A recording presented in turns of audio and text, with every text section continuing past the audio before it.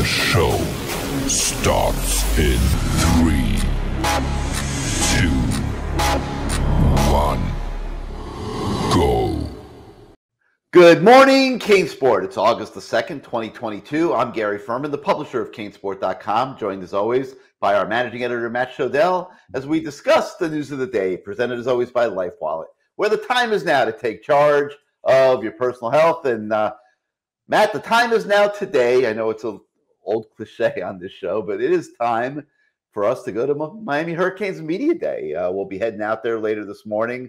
And the way it's scheduled this year, it's always been scheduled at different times by different coaches or whatever, but the way that Mario Cristobal and his sports information staff have scheduled it this year, it's kind of like the official kickoff to fall camp, which will officially start on Friday. But today gives us a window of a few hours where we get to go out there and just pound everybody with questions and try to find out for you guys what's been going on in the off-season workouts, who's looking good, where does the team feel that it's excelling, where does it feel it needs to get better. It's Matt Shodell's job to pry those hidden gems out of Mario Cristobal today. Good luck with that. But Matt, all in all, put it all together, it's an exciting time for us because it means the season is upon us.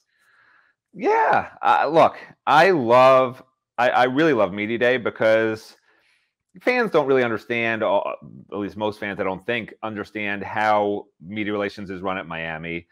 In the old days, Gary and I both know, and some of our friends that are media, like Susan and Manny Navarro, and maybe that's it, because everyone else is pretty new. But in the old days, you didn't need to have a media day, because every single practice in the fall, the players would sit on the bench afterwards, getting their Gatorade, drinking their whatever, those weird olive juice, whatever the hell they were drinking back then. Weird stuff that I would never want. Sitting in ice tubs, whatever. Every single player was available to you, and all you have to do is go up to them and say, hey, would you mind talking for a minute? And I can't remember any of them ever saying no. They loved talking to the media in those days because they weren't warned not to.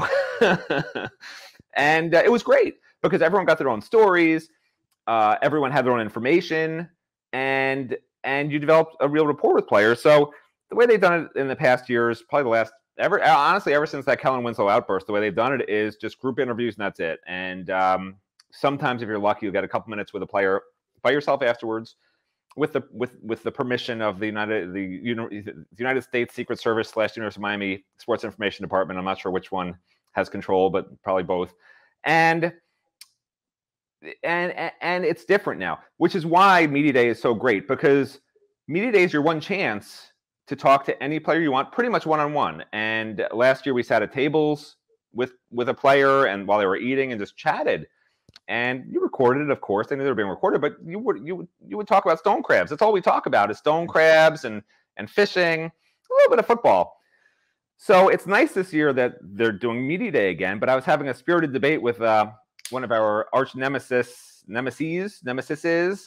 at another network. And we're all friends, believe it or not. I know at a lot of other programs, all the different networks, the people hate each other. We actually all get along very well, mainly because I'm such a nice guy, Gary. Oh, without a doubt. But so I was talking to my nemesis, and he was saying he was happy Media Day was before this fall practice started off, because we get a few days to sort of get into it before fall practice begins. You have time to write the stories, right? Fans out there don't see how long it takes to do interviews and write stories, and especially if you're doing 10 or 20 stories, it's hard to do that while fall practice is ongoing. So he was very excited. We'll have stuff to write about before fall drills begin. And my point to him was, I'd rather it was a weekend to fall drills, because it's just, yeah, we can talk about summer workouts. We could talk about weight, whose strength numbers, how players look. But they're all going to say how hard everyone worked. They're all going to say how the team looks great. That's just, no one's going to say the team looks terrible. No one's going to say, so-and-so lost 10 pounds and he looks awful. That's just not what they say. No, there's going to be one mission out there. The mission is going to be keep as much a secret as you possibly can until they get on the plane and go to Texas A&M. Right. My point in all of this nonsense for the last 4 minutes of talking is really the only thing that we're going to find out by doing this before the season is strength numbers and weight gains and that sort of thing. And we have a story on the site this morning with some things we hope to glean. I don't know if we will, but those are some key items that would be great to learn before fall practice begins. And the nice thing, if you did it a week into fall drills, for instance, we would ask about, where are you fitting in? Who are you working behind? Who are you working ahead of? How do you think the depth is at this position or that position? And they could give a relevant answer because they've been under the new staff in fall practice for a full week, for even if it's just 3 practices. Sometimes they do it 2 weeks and whatever. You can't. There's nothing we can ask right now about depth chart placements. How somebody is performing in the first 2 weeks of fall drills. There's nothing like that. So we could talk to freshmen. Oh, how's class? Well, let's not nobody needs to play the violin for Matt Shodell. Okay, it's like we're going to have plenty of interviews after practice. Oh no, we're going to be able to tell you guys what's going on. I mean, plenty of information, but not the information. This is not a Matt Shodell pity party. I'll tell you though, Gary Ferman before you go any further, let's have a pity party here for a minute. Because I want you've put us all in the mood for a Matt Shodell pity party. Okay, so that's all I have. I don't have any other kind of party, Gary. While Miami, was having a barbecue and pool party at the student union with the swimming pool and the high dive boards and recruits fishing in the lake and all those wonderful things, I want to show everybody what was going on in Florida State.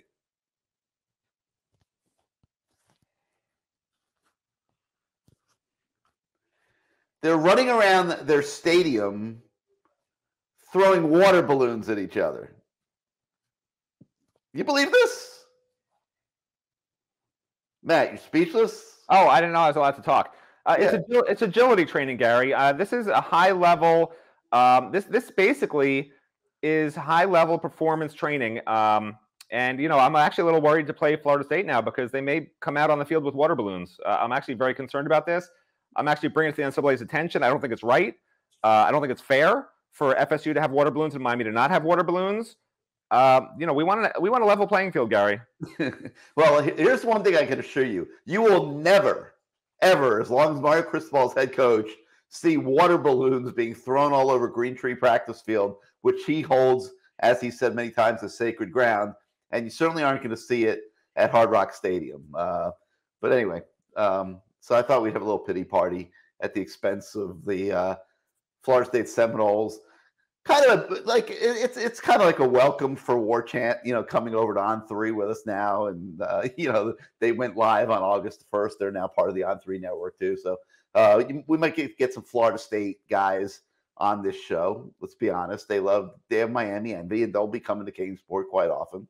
And, so it lets them see a little bit of, what's going on their campus as well. But anyway, all right. So Matt, you're not amused. So let's get back to media day. All right. So we have this story on the website and we just, for fun this morning, we didn't want to, we're going to have a million stories today. So we didn't really want to load the website up with stories that you guys aren't going to end up reading. But we did do a story taking a look at, in a lighthearted way, what we're hoping to hear at today's Miami Hurricanes football media day. And just to talk a little bit about a couple of things, ride the Mario train. Well, Mario, his media session is going to be interesting. He's so eloquent and has such great things to say. It's going to be interesting to see what he thinks about this team going into the season. But it's probably not realistic to get him to talk about his concerns, as much as everybody would like to have a little balance there. He's going to probably play it pretty close to the vest. So that's, something that will be an interesting subplot to media day. Will be, Mario's, 15, 20 minutes or so with the media where he'll answer all questions asked of him. And it'll be interesting to see what he's willing to reveal, what he's willing to talk about, what he's not. Another one that we threw out there, Matt, which by the way, if I can interject real quickly. Oh, okay. These kinds of Mario Cristobal interviews are interesting, really interesting. And I didn't mean to tell people don't tune in for the stories. We're going to have plenty of news today. It's just not the news I want. I like depth chart, who's looking good, why this guy looks like this, whatever. You're not going to get that much today on that. But you'll get a lot of other news on offseason progress. But with Mario... Patience, my man, patience. The key with Mario and these interviews he does, it's not what he says, it's what he doesn't say. So when he praises the quarterbacks and tight ends, and he doesn't mention the wide receivers, That speaks as much to anything that you need to know about the wide receivers as him saying, listen, I think we need some help at wide receiver. When he mentions Colby Young as a standout wide receiver and he doesn't mention 5 other guys, that tells you something too. So when you guys look at this story we'll put up later with the Mario interview, he's a guy you have to read between the lines. He's not going to just tell you the information on who maybe needs to step up, what position maybe needs to step up. You have to figure it out for yourself. It's like a mystery. It's like playing Clue, except the Mario Cristobal version of Clue. If they can make that, that would be great. All right, another thing and this is one of my more interesting topics of the team as going into fall camp and into the season, is what type of offense is Josh Gaddis going to run? Is it going to be 50-50 run pass? Is it going to be with a franchise quarterback like Tyler Van Dyke? Does he go 60-40 even and skew it towards the passing game? That has not been his history. He likes to be much more 50-50. He likes to pound the ball. He likes to use multiple running backs. People have been asking how many running backs are going to play. 2, 3, 4. So, Matt, there's a lot to ask Josh Gaddis. Yeah, and this is why I was hoping Media Day would be a week or two into the drills, because these coaches can easily say, listen, we haven't even started fall practice yet. We got to wait and see. All positions are open. You guys all out there know the standard lines. Like, I'm not going to – I could sit here and be a normal reporter and just make up, oh, we're going to have so much great news later. Make sure you click on every story. Oh, my gosh. We're going to make it great. We'll make it as great as it can be, but you're working with what you get. And what we're going to get from Josh. It is our job to make the stories great. Okay? No matter what. No excuses. I'll just make up the quotes. The days of excuses are gone. Then I'll just make up the quotes, Gary, because I don't think Josh Gaddis is going to give us the quotes we need to fill in the information we want. We'll get him. We'll figure out some way to get him fired up. And I won't make up quotes. That was a joke, everybody out there. Some people don't know when I'm joking, which is most of the time. Don't joke. He's Mr. Negativity, as everybody knows. He's already telling you the stories are going to be boring coming out of Media Day. No, they're not going to be boring. Okay, it's our job to make them interesting, and we're going to do that for you guys. Can I tell you something, Gary? Let me explain something to you, okay? Do you watch America's Got Talent? Yeah, I like that show. Okay, well, I don't, but my children are home from college, and they made me watch. It was my son's birthday. They have great acts on there. Yeah, it was my son's birthday yesterday, and he forced me to watch it as his or 2 days ago, and watch one of these reruns. I don't know, as his birthday present, whatever. So I'm watching it, and I sort of know about Simon Cowell and everything. And you already know there's 4 people up there that are judging everything. You already know that 3 other people are just going to say everything's great. Simon Cowell's the guy who, when he says something's great, it's great, because normally he usually says things are great too. He's not the critic on this show. He's become that guy a little bit more now that he's gotten older. But his reputation is, if he sees something he doesn't like, he's going to say, "I don't like it." And when he says something's great, it's great. But his role on this show, his role on this show is different. You're always negative. His role on this show is to be an entertainer, more so than when he was on X Factor and had an ownership stake, and his role there was to play the villain, and be the How do I hit the button? I'm hitting the on you. Don't like what you're saying. No golden buzzer. I only get golden tickets. No golden buzzer. It's a golden buzzer. Obviously, golden buzzer, that closely. Yeah, I get the golden buzzer. Yeah, all right. Yeah, right. But anyway, so somehow, some way, we will make sure that whatever Josh Gaddis says, it is interesting. So pay zero attention to Matt Shodell, because it really is one of the more interesting subplots going into the season. What kind of offense will Josh Gaddis run? He has a lot of options available to him, if you look at it honestly. And we don't know how good the receivers are going to end up being. We've heard some good things about Keyshawn Smith. We know Restrepo will be decent. But he's got those tight ends, man. Mallory, Arroyo, Skinner. That threesome has got to be as good as any there is in the country. He could scheme with those guys. And you know what? He's the Boyles Award winner, the best assistant coach in the country. The onus is on Josh Gaddis to find a way to use all 3 of those guys. Do not waste any of those 3's season this year. They all have to be impact performers for the Miami Hurricanes, because they are those kind of talents. And listen, you're getting the Cole buzzer, okay? I'm giving you the Cole buzzer because you think that Josh Gaddis is going to tell you what kind of offense he's going to run and what his run-pass ratio is going to be tomorrow. I'm going to say he's not. That's just my personal opinion. I'm just guessing that he's not going to say that. I want to know how he's going to integrate all these personnel options that he has because, same thing at running back, Matt. I mean, Jalen Knighton doesn't have to be a smash it up between the tackles running back this year. That's a waste of his talent. You have other guys that are better equipped for those play calls. I think Jalen Knighton has a chance to be a huge impact in the passing game this year. And I think Josh Gaddis is going to find ways to utilize him in that way. Henry Parrish kind of can do both.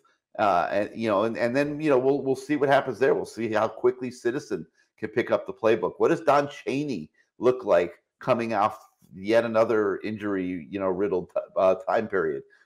A lot of interesting things to talk about at Media Day tomorrow, and that's why I say that it's good. You're going to have some interesting stuff to read by mid-afternoon tomorrow when we're done covering this Media Day, because we'll be all over all these questions and all these things. So let's see a couple other things that we talked about. The one thing that we really like about Media Day is that we usually get a chance to talk to some of the freshmen.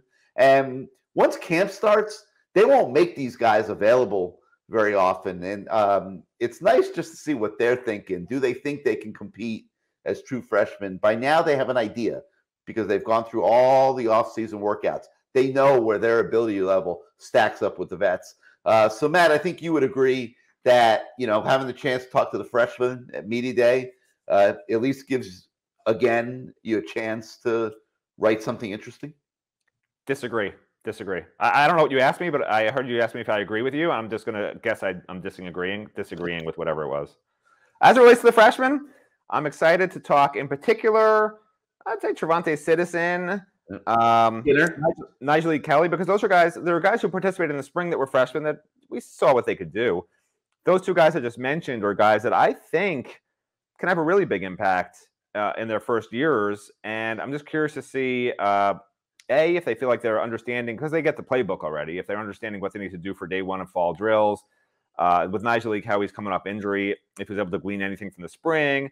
He can be, where Cyrus Moss would just be a third down pass rusher of that right now. Nigel has enough physicality, I think, depending how he progressed the last couple of months, to be an every down defensive lineman in the rotation. So that's huge. I don't think you're going to see him on first down.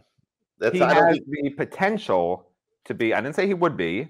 I said in the rotation. I didn't say he's starting. That's what you got the transfers for. That's what you got Jafari Harvey for. You're not going to see him on first down.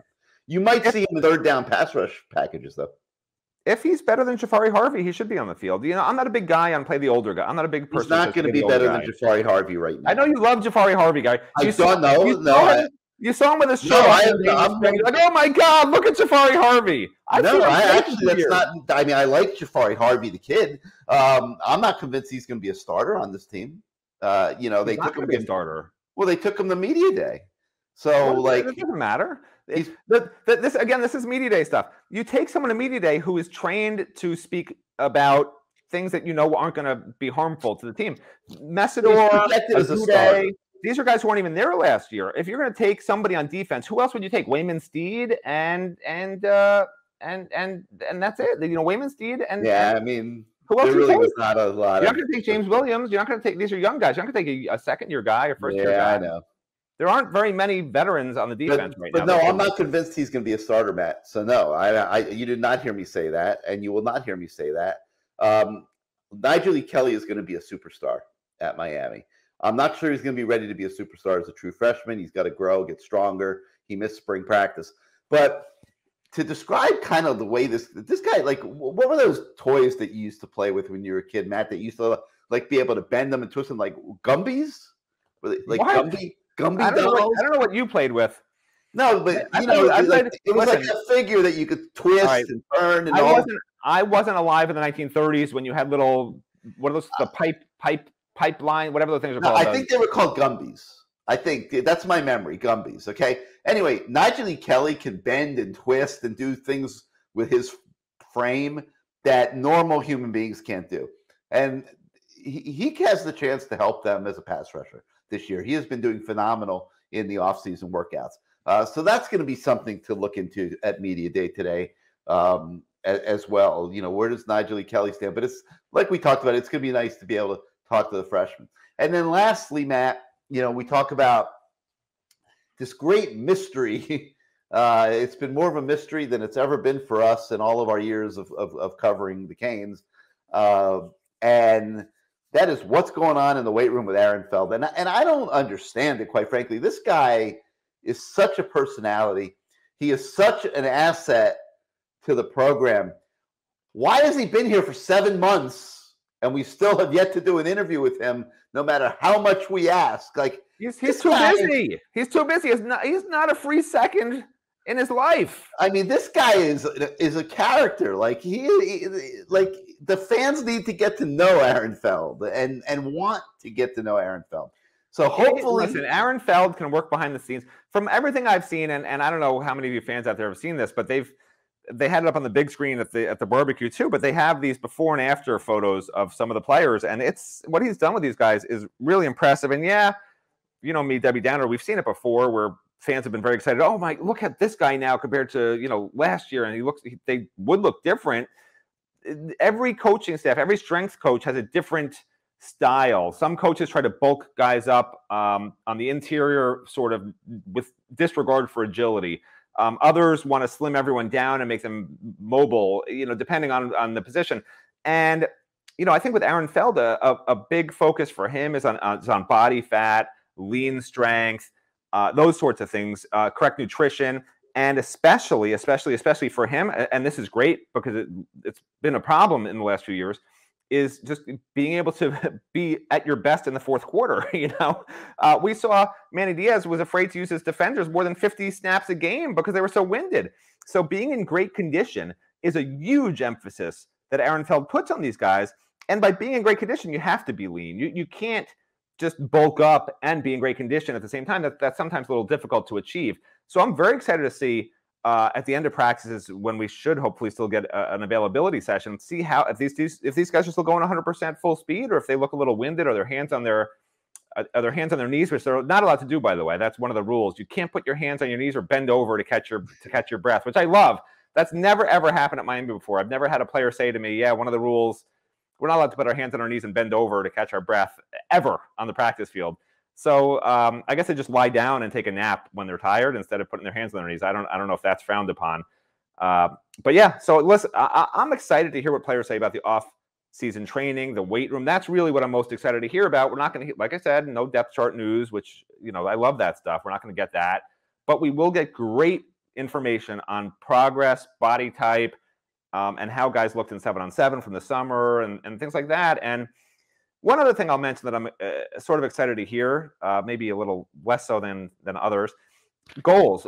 Every reporter always, the first question is, what are your goals for the season? What are the team's goals for the season? That's the standard inexperienced reporter line because they can't think of anything else to ask. But I'm sure I'm going to be there when these reporters, who I won't name, Susan, Manny, David. I don't think that somebody's an amateur or whatever because they ask what your goals are. I'm just teasing. Yeah, you're being way over the top harsh there. I was teasing. But my point being, when they're asked their goals, people used to ask their goals when I was covering the team in 2001, 2002, 2003, 2004, 2005, and it was always national. It was obviously national championship. We're going to win. You never had any goals. That was the goal back then. And then you had a cushy job working for CaneSport. You didn't have to have goals. Then it became we want to win the ACC. Then it became we want to win the Coastal. You know, what are the goals under Mario Cristobal? Do they even have goals that they're willing to tell the media? I'm sort of interested to see if they have I'll answer that right now. There's one goal under Mario Cristobal, to win the national title. Right. But have they been instructed? Because listen, you and I both know they get instructed by the Secret Service on what not to tell us and how to speak to the media. Have they been instructed, when you're asked goals, here's what you say? Or when you're asked goals, just say next question? I'm curious to see if they're willing to say national championship or bust, national championship or bust. What do I want to hear? I think that's what I want to hear. That's what I want to hear. I do. I mean, whether you get there or not, winning every game's got to be your goal. I swear, if one player tells me their goal is to win the Coastal, I'm going to cut off the interview and walk away. I promise everybody on CaneSport, that's what I'm doing. I don't care, Gary. I'm not doing the story.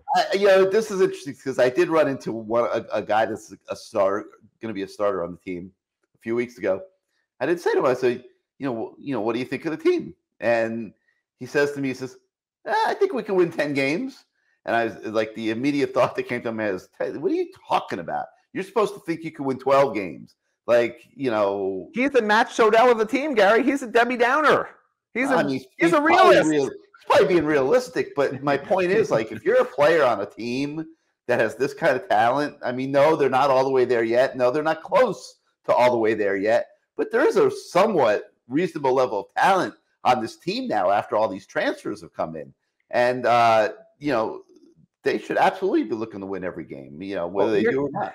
Here's what's sad is if you want to be a realist, your goal is win the Coastal. And it's sad. I don't like saying that should be the goal for the Miami Hurricanes this year. In the last year of the Coastal, the goal should be to win the Coastal. But realistically, 60% of the team is or more is returning. Another 15% is transfers, and then you got 25% that Mario brought in that are freshmen that aren't typically going to have a big impact. Is it that different of a team? People say, the offensive line is going to be amazing under these guys. Yeah, the coaches are great. They're going to make the offensive line better, but it's the same damn guys minus 2 starters from last year, 3 if you include Corey Gaynor, who started last year at the beginning of the year, that are gone. Why are people thinking all of a sudden the offensive line is going to be this Michigan-level offensive line? I don't disagree. You got to hope the coaching takes them to another level. Right. So my point is, if a player did say our goal is to win the Coastal, that probably, unfortunately, for all you out there who hate me for being a realist before the season when everything's supposed to be we're going to win the national championship, like, to me, they should win the Coastal. To me, they should probably not advance to the playoff this year. I'm sorry to everyone out there. That's just how I feel. I'm not going to lie to people and make everyone feel good and try to get people saying how smart I am on the YouTubers out there or whatever you call yourselves. Like, that's just how I feel, man. I'm never going to lie about stuff. That's how I feel. I feel they'll win the Coastal. I feel they're better than Pittsburgh. I feel they're better than Virginia, North Carolina. And I still feel Clemson's defense is one of the best in the country. Their offense can't be worse than last year and will be better, especially with DJ having a year under his belt. And as good as Tyler Van Dyke is, as good as these new coaches are at Miami, like I've been saying, it's a 2 to 4 year window to make the playoffs. And there's nothing wrong with that. And I hope fans understand that. And when fans say, is it the player's fault or the coach's fault if they lose a game that they shouldn't lose? I mean, in reality, it's both. But I would blame the players more than the coaches just because these aren't all of the coaches' players yet. Yeah, the coaches are calling the plays. Yeah, the coaches are in charge of developing the players. But 75% of this roster were not guys that these coaches necessarily wanted. They were given them. They were forced to take transfers because the roster was so inefficient. All right, we have a few more things to talk about today before we go. But first, let's hear from our friends at Life. Growing up in Australia was unreal. I grew up in a small fishing town where I kind of had the freedom to go running around, go fishing and all that stuff. From there, I moved to the city where I didn't really have as much freedom to run around, so I got really heavily involved into sports, and that kind of progressed on towards playing at a semi-professional level here in Australia, and then moving forward to playing college level football in America currently. I think maybe my biggest inspiration is kind of looking back at the life I had, just working construction for 8 years, and sometimes I sit back and kind of have to realise how far I've come since putting on the high vis and throwing a hammer around, looking back and seeing how far I've come from then. Going to uni, getting a degree, onto my masters, playing football at an elite level. I think just going back and seeing how far I've come, it made me realise that I can keep going, play at a professional level because I've already come this far. Looking back and seeing how proud everyone is here, back in my hometown, and just that keeps motivating me.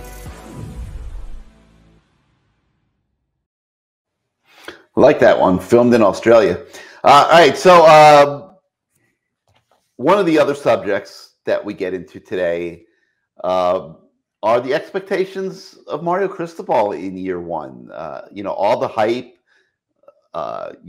certainly not a guy that shies away from those expectations. He wants you to expect the best out of his program. He's not looking for a one-year pass. He's not coming in here thinking, all right, it's first year, I'm just going to win 8. If I win 8, 9 games, the fan base will be happy. No, This guy's not programmed like that. Okay.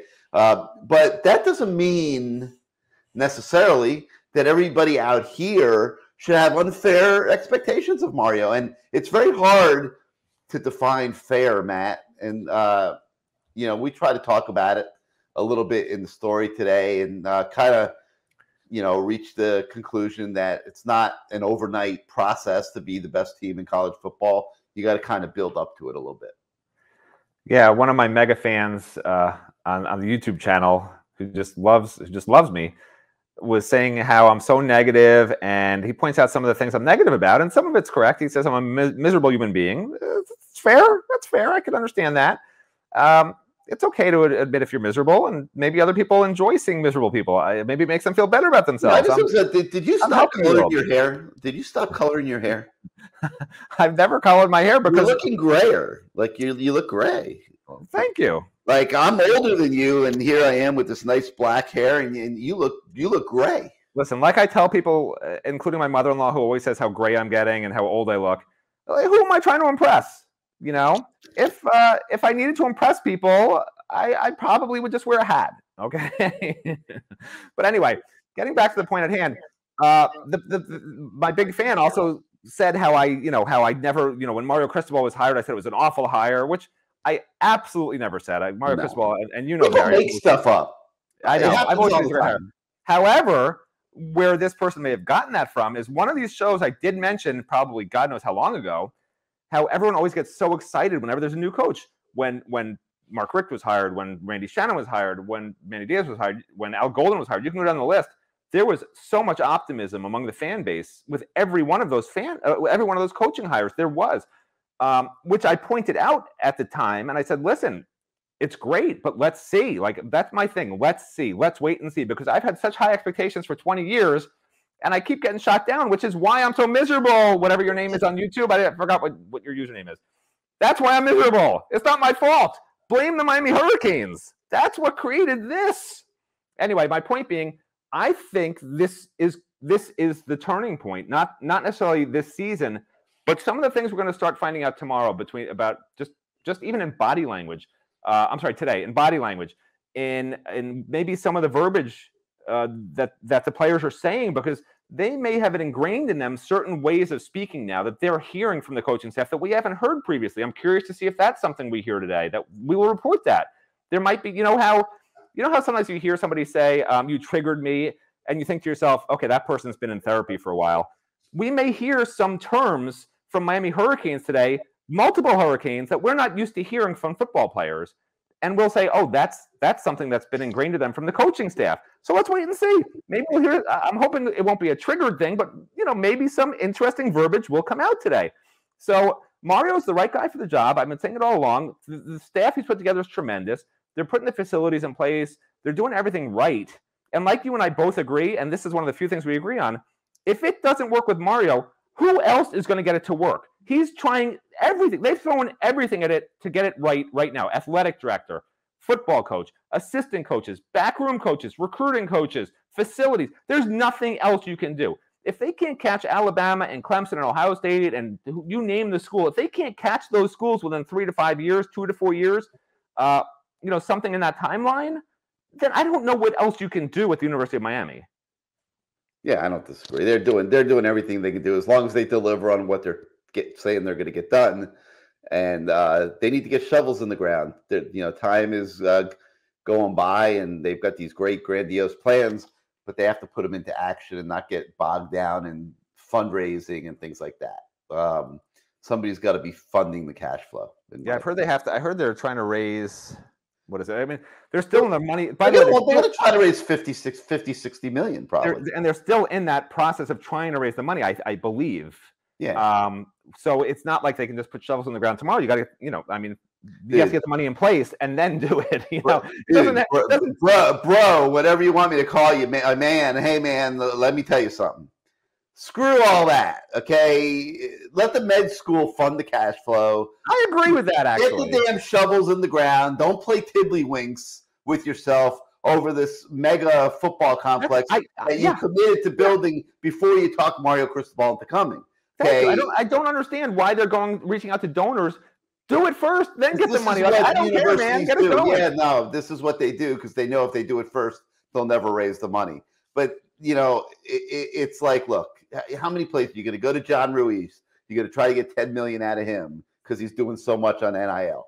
You're going to go to the Moss brothers. If you can get $10 million from each Moss brother, now you're at $30 million.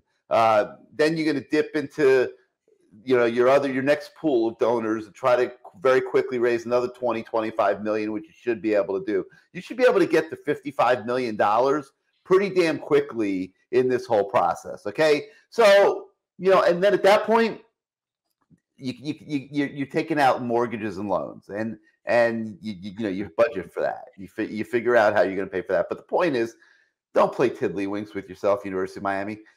Build the damn building. Get the shovels in the ground. Don't waste a year and a half doing this preliminary fundraising when you could be making progress that you need to make to bring, because the roster's getting better. And by the time the players are good enough to compete for national titles, you want the facilities to be good enough as well. Yeah, and I have a suggestion. They go out and they meet with potential donors, and that's what they do. I was at Cote the other night, COTE, and it's this crazy steakhouse, man, in the Design District or Midtown, or I live in Coconut Grove, so I rarely need to venture out, but this place I ventured out to, you get your own personal chef. It gives you 4 different kinds of steak, all these crazy sides that I can't even pronounce half of them, and I looked at the menu. I've never heard of half that stuff. Yeah. What are they feeding you at that place? I had an egg souffle. I have had eggs before. I've had souffles before. I've never had an egg souffle. What is that? It came in a pot, and it was like a giant egg above the pot. If I ever go there, I'm just having a steak. I'm not having any side dishes. Well, you got 4 kinds of steak. One I would order. It's called the Butcher's Feast. Anyway, my point is, they should just bring all these donors to Cote, okay? Rent out the place, and everyone's going to be so happy that they'll just give away their money. That's what you need to do. Go to Cote, give them good steak, and tell them to give away their money, period. And then you build it the next day. Bam. That's Matt Shodell's plan. I'm not a Debbie Downer. I'm a Betty Builder. A Betty Builder. Betty Builder. Well, hopefully University of Miami is Betty Builders too, and they get that building done. But we'll talk more about that going forward when they finally release the plans that have been under wraps for all these months. I think it's because they honestly, everybody keeps asking me, when are we going to get to see it? When are we going to get to see it? Like, they're not ready to show it yet. It's constantly changing. It just takes time to build a project like that, to make sure that you're covering all your bases, that you're including all the spaces that you want to include, the proper square footage, all those kind of things. It's not something that comes together in a couple days. All right. So another story we have on the website today, and then we're saving most of the real estate for Media Day coverage, is on a guy that I would say is very quickly becoming one of our favorite recruits in this cycle, and that is Jackson Carver, the tight end. And Matt, he showed up the other day for the barbecue, and we had a chance to talk to him, and I just think he's a real cool kid. Your thoughts? Sorry, you're talking about Jackson Carver? Yeah, isn't he the father of the group chat? Is that what we were talking about the other day? Yeah, he claims he's the father of the group chat. Yeah, that never ever happened before, ever. The father of the recruit group chat. What an invention! Amazing. But yeah, listen. When you stand in front of him, he towers over you, but he's skinny as a stick, man. But you can see he's a lacrosse player also. You can see that he's got a lot of room to grow, and that's what coaches look for. When coaches are looking for a high school senior to be a potential playmaker, they're not just saying, "Oh, look at him now," look what he looks at like now. They're saying, "Oh, what can he turn into within a couple of years?" And you could see that he's athletic, he's long, he's got exactly what you want. And just knowing that he's a lacrosse player and a high level lacrosse player at that, he was a Notre Dame commitment for lacrosse at one point. He's tough as nails. He can run. He's got agility.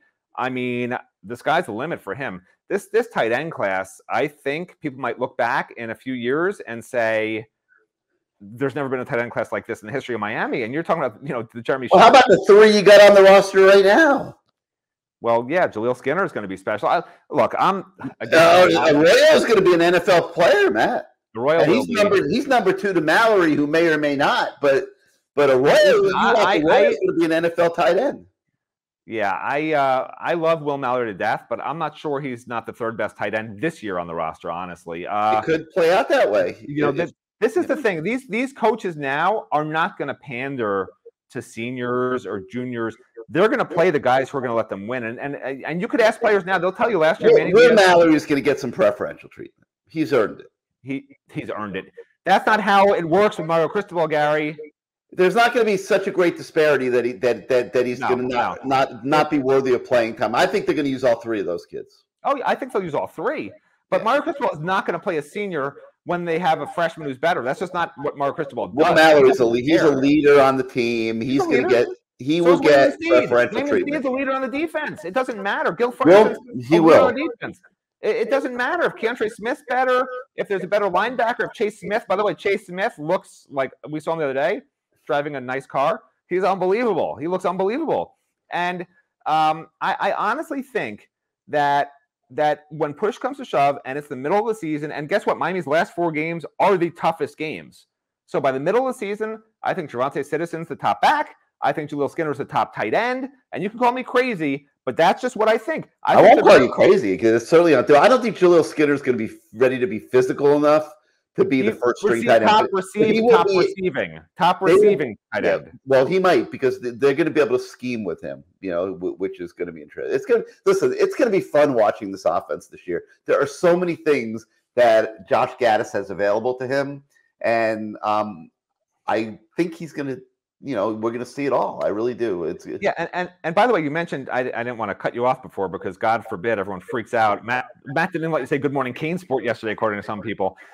But if you want to look at Jalen Knighton and Henry Parrish and what they're going to do, just look at Blake Corum last year. He didn't have, I think he had 1/3 of the carries as the lead back, but he was a tremendous receiving weapon. And that's these 2 guys. That's what these 2 guys can bring combined is basically a Blake Corum explosiveness. Yeah. So it's going to be a lot of fun. It starts today with Media Day. We will have tons of coverage for you guys on the website as the day goes forward. You see the scroll at the bottom of the screen, show support for our channel. Hit your subscribe button, hit your like button. It helps us with the algorithms, YouTube. I don't know. I can't explain it to you, but it does. And we also encourage anybody that is not a subscriber to CaneSport.com as of yet, please take advantage of our site move special. It's $1 for year 1. Hopefully after year 1, you'll want to stay with us. We're not going to lie and tell you that we don't want you to stay with us after year 1. We obviously do.